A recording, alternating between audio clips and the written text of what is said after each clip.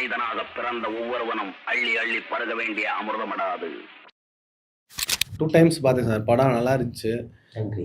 பெரிய மெசேஜ் வந்து ரொம்ப ஜாலியாக கமர்ஷியலாக நல்லா காமிச்சிருந்தேன் சார். ஸ்னாப்சிஸ் வந்து ப்ரொடியூஸ் மெயில் பண்ணுறவங்க சார். அந்த ஸ்னாப்சிஸ் வந்து ஸ்ட்ரக்சர் அதில் என்ன இருக்கணும், எத்தனை பேஜ் இருக்கணும், அது மட்டும். சினாப்சிஸ் வந்துட்டு என்ன கேட்டால் ஒரு பக்கம் தான் சினாப்சிஸ். யாருக்குமே பேஷன்ஸ் இல்லை இங்கே. ஸோ அதை நம்ம புரிஞ்சுக்கணும். அதனால் நம்ம அவங்களோட டைமை வேஸ்ட்டே பண்ணக்கூடாது. ஸோ ஒரு பக்கத்தை தாண்டக்கூடாது. இதெல்லாம் ஒரு பேசிக். ஒரு பக்கம் சினாப்சிஸ் தாண்டக்கூடாது. அதே மாதிரி இப்போ நான் வந்துட்டு இப்போ நான் டைரக்டராக இருக்கேன், நான் நாளைக்கு ப்ரொடியூசர் ஆனால் என்ன எதிர்பார்ப்பேன் அப்படின்னா, இதோட கான்ஃப்ளிக்ட் என்ன கான்ஃப்ளிக்ட். ஓகே, இது கேரக்டர், இதெல்லாம் ஓகே, அதெல்லாம் எனக்கு இது பண்ணிட்டு இருக்க முடியாது. இதோட கான்ஃப்ளிக்ட் என்ன, அந்த விஷயம் எனக்கு தெரிஞ்சாகணும். இப்போ டூடு வந்துட்டு நானே சினாப்சிஸ் எழுத ஆக்சுவலாக ரொம்ப கஷ்டப்பட்டேன். இது ஒரு மாதிரி ரொம்ப கண்ணாப்பின்னு லேயர்டாக இருந்துச்சு. இப்போ இவங்க 2 பேரும் சேருவாங்களா சேர மாட்டாங்களா, அந்த பொண்ணை இவன் வேணான்னு சொன்னது கான்ஃப்ளிக்டா, இல்லை அவனை இந்த பொண்ணு வேணான்னு சொன்னது கான்ஃப்ளிக்டா அப்படின்னா அதெல்லாம் இல்லை. ஆக்சுவலாக அப்பா ஒரு வில்லன், இந்த கல்யாணத்தை இவங்க பண்ணிட்டாங்க, இப்போ கதை என்ன நடக்க போகுது இப்படிங்கிறது தான் ஓரளவுக்கு கொஞ்சம் எல்லா ரேஞ்சுக்கும் புரிகிற மாதிரியான ஒரு கான்ஃப்ளிக்ட். ஸோ சினாப்சிஸில் கான்ஃப்ளிக்டை நீங்கள் ஒரு மெயின் பாயிண்ட்டாக வச்சுக்கிட்டு அதை ஒட்டி நீங்கள் எழுதணும். இந்த மாதிரி 2 கேரக்டர்ஸு இப்படி இருந்தாங்க, ஒரு நாள் அவங்களுக்கு இப்படி நடந்துச்சு, இப்படி நடந்ததுனால அவங்களோட ஸ்டேட்டஸ் கோவோனா அவங்களோட நார்மல் லைஃப் எப்படி கெட்டுச்சு, இதுல இருந்தா அவங்க என்ன பண்ண போறாங்க, சேர்ந்தாங்களா இல்லையா. அதே மாதிரி சினாப்சிஸ்ல முக்கியமா முடிவா சொல்லணும். ஓப்பன் எண்டிங் வந்துட்டு விடக்கூடாது. இது வந்துட்டு இன்டர்நேஷனல் ஸ்டாண்டர்டா வச்சிருக்காங்க.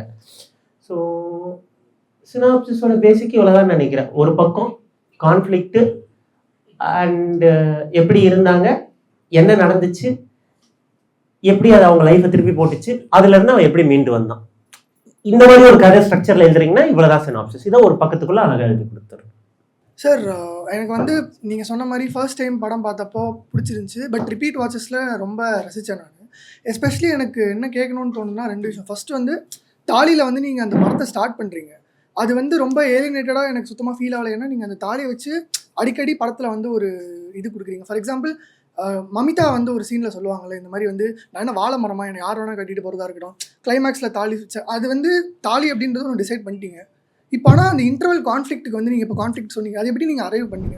இது வந்து உங்களுக்கு ஃபர்ஸ்ட் வந்துருச்சு, ஒருத்தர் ரிசப்ஷனில் வந்து தாலி அறுத்தா என்ன ஆகும், பட் அதை வந்து இன்டர்வல் எப்படி நீங்கள் வந்து இதுதான் இன்டர்வல் தான் வந்து main characters of the story இல்லையா, அது எப்படி நீங்கள் அரைவ் பண்ணீங்க அப்படின்றது. செகண்ட்லி எனக்கு என்னென்னா, இப்போது ஒரு டைரக்டரோ ப்ரொடியூசரோ அவங்களோட நம்பரோ இல்லை மெயிலோ கிடைக்கிறது ஈஸி இல்லை. நீங்கள் இல்லை இப்போ யாரோட நம்பரோ இல்லை மெயிலோ எப்படி வந்து இப்போ என்னோட ரெஸ்யூமே அனுப்பவோ எப்படி நான் வந்து அப்ரோச் பண்ணுறது அப்படின்னு. ஓகே, நான் 2வது கொஸ்டினுக்கு ஃபஸ்ட்டு ஆன்சர் பண்ணுறேன். நானும் இந்த மாதிரி ஒரு சுச்சுவேஷனில் இருந்திருக்கேன். எப்படி ஒரு டைரக்டர் அப்ரோச் பண்ணுறது, எப்படி ஒரு ப்ரொடியூசரை அப்ரோச் பண்ணுறது, நம்ம ரெடியாக இருக்கவே, அவங்கள்ட்ட மட்டும் நமக்கு ஒரு மீட்டிங் கிடச்சிதுன்னா நம்ம அடுத்த ஸ்டெப் போயிடலாமேன்னு நான் யோசிச்சிருக்கேன். அப்புறம் ரியாலிட்டி எனக்கு என்ன புரிஞ்சுதுன்னா, இப்போ தமிழ் சினிமாவில் எவ்வளோ படங்கள் வந்தாலும் உங்கள் இருக்கிற எல்லாருக்கும் ஒரு குறிப்பிட்ட நம்பர் ஆஃப் ஃபிலிம்ஸ் தான் ஒவ்வொரு வருஷத்துக்கும் பிடிக்குது. ஒரு ஆவரேஜாக ஒரு 25 வச்சுக்கலாமா, ஒரு வருஷத்துக்கு உங்களுக்கு அதிகபட்சம் 25 படங்கள் பிடிக்குமா? ஸோ 25 படங்களே எனக்கு தெரிஞ்சு அதிகமாக இருக்குது என்னோட இதுக்கு. நான் இருந்தேன்னா ஒரு 10 சொல்லுவேன். அப்போது அந்த 10 தான் டைரக்டர்ஸ். ஆனால் சர்ப்ளஸ் வந்துட்டு ரொம்ப அதிகமாக இருக்குது. நீங்கள் ஒரு டைரக்டருக்கு வந்துட்டு ஒரு 7 ஏடி அப்படின்னு நீங்கள் கணக்கு போட்டுக்கிட்டீங்கன்னா, அந்த 7 ஏடியில் ஒரு மேக்ஸிமம் 3 to 4 ஃப்ரெஷர்ஸ் அக்காமடேட் பண்ண முடியும் அந்த குரூப்புக்குள்ள. அப்போ 4 10 40.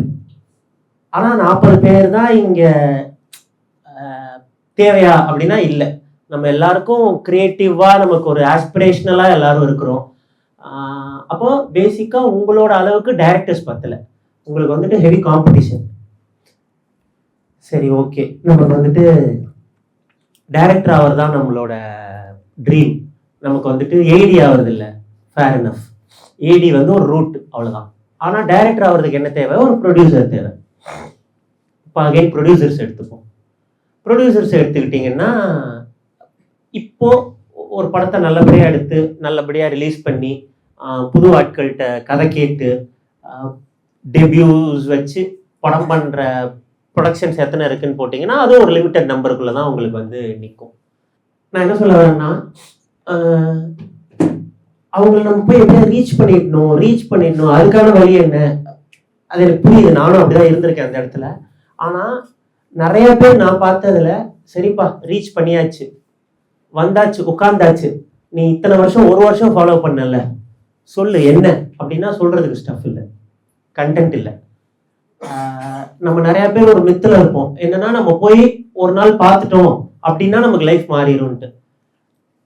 ஒரு நாள்னால மாறாது. நீங்க இவ்வளோ நாள் நீங்க என்னெல்லாம் பண்ணி வச்சிருக்கீங்க, அதுக்கு என்னவா ரெடியா இருக்கீங்க, அதுதான் உங்களை மாற்றும். அதெல்லாம் சேர்த்து ஒரு நாள் உங்களுக்கு கொடுக்கும், அவ்வளவுதான். நான் என்ன சொல்ல வரேன், ஆஸ்பிரேஷனல் ஃபில்ம் மேக்கர்ஸுக்கு என்னால் முடிஞ்சது சொல்றதுன்னா, தயவு செஞ்சு ப்ரிப்பேர்டா இருங்க. நீங்க உங்கள்கிட்ட அந்த கேள்வியை திரும்பி கேட்டுக்கோங்க, நம்ம உண்மையிலேயே ரெடியா இருக்கமா, இல்லை நமக்கு ஜஸ்ட் ஒரு அர்ஜி தானா இது, நான் போயிட்டு பார்த்துடணும் அவங்கள, நான் போயிட்டு அவங்கள்ட்ட உட்காந்துடணும், அவங்கள்ட்ட நான் போனால் ப்ரூவ் பண்ணிடுவேன்.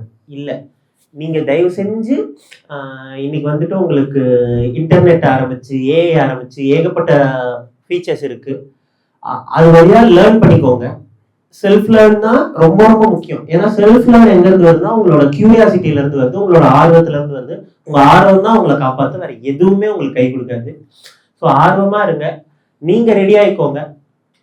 அதுக்கப்புறம் டாட்ஸை கனெக்ட் பண்ணிக்கிறது தான். சோஷியல் மீடியா வழியா ரீச் அவுட் பண்றதா, ஃப்ரெண்ட் ஆஃப் ஃப்ரெண்டு வழியா ரீச் அவுட் பண்றதா, எப்படின்றதெல்லாம் நீங்க உங்க டாட்ஸை கனெக்ட் பண்ணிட்டு உங்களோட வே பண்ணுங்க. ஏன்னா நான் ஒரு தடவை சும்மா நான் என்னோட எக்ஸ்பீரியன்ஸ் என்ன சொல்றேன், நான் என்னோட 19 வந்துட்டு காலேஜ் முடிக்கிறேன்.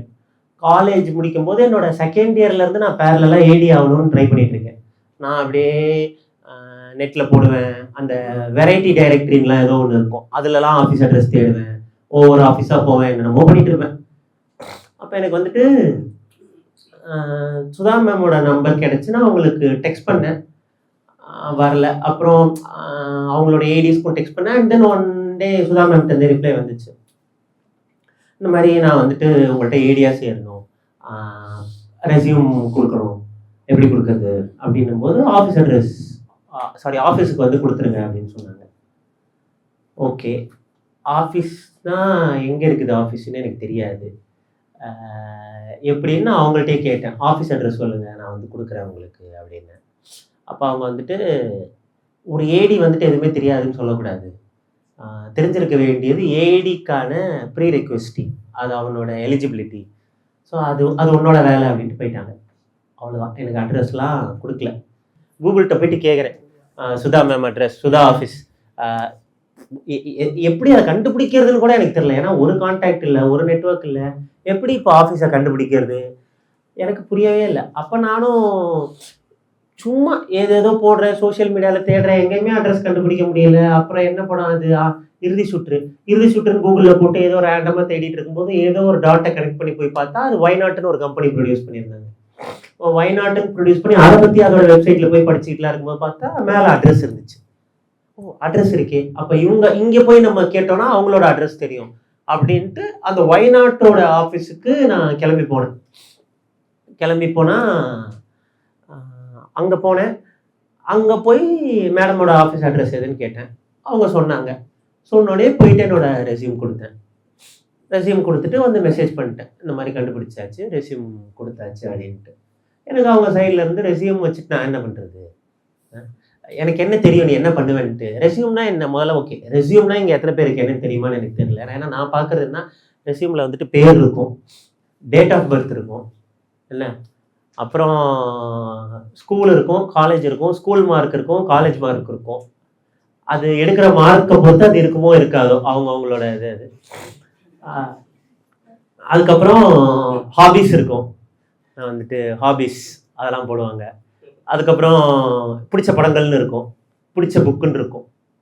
இதுதான் எனக்கு ஒரு ஸ்டாண்டர்டாக. இதை விட பெட்டராக இருக்கிறதும் இருக்கலாம், கம்மியாக இருக்கிறதும் இருக்கலாம், ஒரு ஸ்டாண்டர்டாக அதை அனுப்புவாங்க. எனக்கு என்ன நான் என் பொண்ணையா அவனை கட்டி வைக்க போகிறேன், நீ வந்துட்டு குளம் கோத்திரம் எல்லாம் அனுப்புறியே, என்ன பண்ணணும் நான் இதை வச்சு அப்படின்னு தான் எனக்கு இருக்கும். நான் என்ன பண்ணுறது இதை? அப்போ எனக்கு என்ன தேவை? நீங்கள் எப்பயுமே லைஃப்பில் வந்துட்டு வின் அப்படின்ற ஒன்று வந்து புரிஞ்சுக்கணும். எல்லாருக்குமே ஒரு தேவை இருக்குது. நீங்கள் வந்துட்டு யார்கிட்டையும் கெஞ்சி கூத்தாடி எதுவுமே பண்ண முடியாது. அவங்களுக்கு இருக்க தேவையை பூர்த்தி பண்ணுறதின் வழியாக தான் உங்களோட தேவையை நீங்கள் பூர்த்தி பண்ணிக்க முடியும். இது வந்துட்டு வின் வின், உனக்கும் பெனிஃபிட் எனக்கும் பெனிஃபிட், இவ்வளோதான் ஒரு ஒரு ஒரு பேசிக். ஸோ அவங்க வந்துட்டு ஏதாவது நீ பண்ணது இருந்தால் அனுப்பு அப்படின்னாங்க. அதுக்கப்புறம் எனக்கு என்ன பண்ணுறதுனே தெரியல, ஏதாவது நம்ம பண்ணியிருந்தா தானே அப்படின்னு சொல்லிட்டு விட்டுட்டேன். அப்படியே 1 மாதம் ஆச்சு, 2 மாதம் ஆச்சு. அப்புறம் எனக்கு ஒரு ஷார்ட் ஸ்டோரி திடீர்னு எழுத தோணுச்சு, எழுதினேன். அந்த கேப்பில் நான் ஃபாலோ பண்ணிகிட்டே இருப்பேன், எனக்கு எதுவுமே ரிப்ளை வராது, எதுவுமே வராது. அப்போ எனக்கு என்ன புரிஞ்சுதுன்னா, அதான் நான் சொல்ல வந்த இடம் என்னென்னா, நம்ம எப்படியோ கண்டுபிடிச்சிட்டோம், தேடினோம், போனோம், ரெசியூம் கொடுத்துட்டோம், நம்ம சேர்ந்துட்டோம். இல்லை, நான் அதுக்கு ரெடியாகவே இல்லை ஆக்சுவலாக. அதனால தான் எனக்கு கொடுத்துட்ட பிறகு எனக்கு ஒரு 2 மாதம் வந்துட்டு வேக்யூம் கொடுக்குற வரைக்கும் ஏதோ ஒன்று நோக்கி ஓடிட்டே இருந்தோம். எனக்கு ஒரு டாஸ்க் இருந்துச்சு, ஆஃபீஸ் கண்டுபிடிக்கணும், ரெசியூம் கொடுக்கணும், இதெல்லாம் தான் என்னோட டாஸ்க் இருந்துச்சு. இப்போ அந்த டாஸ்க்கை போய் முடிச்சிட்டோம், என்ன பண்ணுறதுனே தெரியல. ஏன்னா அவங்களுக்கு நோ சொல்கிறது வந்துட்டு ரொம்ப ஈஸியான வேர்டு. அடுத்து நோ சொல்லிட்டாங்கன்னா நான் அடுத்து என்ன பண்ண முடியும்னு எனக்கு புரியல. ஸோ அதுக்கப்புறம் என்னால் ரீச்சே பண்ண முடியல, நான் என்ன பண்ணுறதுனே எனக்கு தெரியல.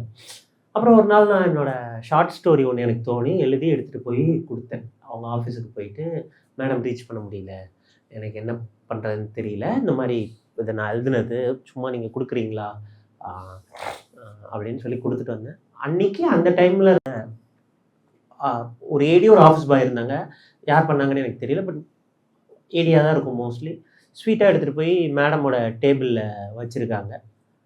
அவங்க வந்துட்டு அவங்க என்ன மைண்ட் செட்டில் இருந்தாங்கன்னு தெரியல, ஏதோ ஒரு டைமில் அதை எடுத்து படிச்சிருக்காங்க. அவங்களுக்கு அது படிக்கும்போது அதில் ஏதோ பிடிச்சிருந்துருக்கு. அதனால் எனக்கு ஒரு 2 days கழித்து எனக்கு ஒரு கால் வந்துச்சு, இந்த மாதிரி நீ எழுதின கதை படித்தேன், அதில் வந்துட்டு ஒரு பொட்டென்ஷியல் இருக்குது, ஸோ டிஸ்கஷனுக்கு வந்து அப்படின்னு சொல்லி டிஸ்கஷனுக்கு கூப்பிட்டுக்கிட்டாங்க.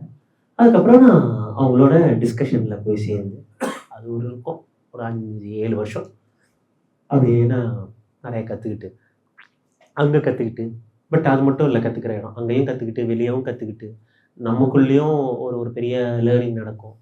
இதெல்லாம் பண்ணிவிட்டு அதுக்கப்புறம் தான் நான் வெளியே வந்தேன். ஸோ எப்படி ஒரு டைரக்டரை, ப்ரொடியூசரை பார்க்குறதுன்னு யோசிக்கிறத விட பார்த்துட்டா அவங்கள்ட்ட காட்டுறதுக்கு என்ன இருக்குது அப்படிங்கிறத யோசிங்க எல்லாரும். மறக்காம சப்ஸ்கிரைப் பண்ணிடுங்க.